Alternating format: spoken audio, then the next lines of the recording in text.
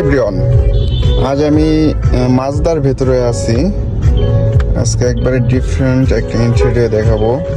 আমি first time হচ্ছে মাজদায় উঠলাম। এই যে এই ইন্টেরিয়রটা খুবই ভালো লাগলো আমার দেখে, খুবই সুন্দর।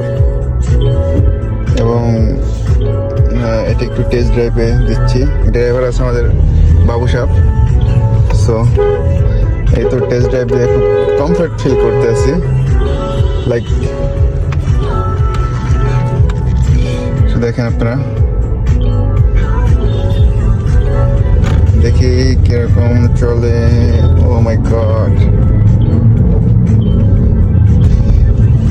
খুবই সুন্দর। বাবু তোমার ফিল কি এটা চালাইয়া?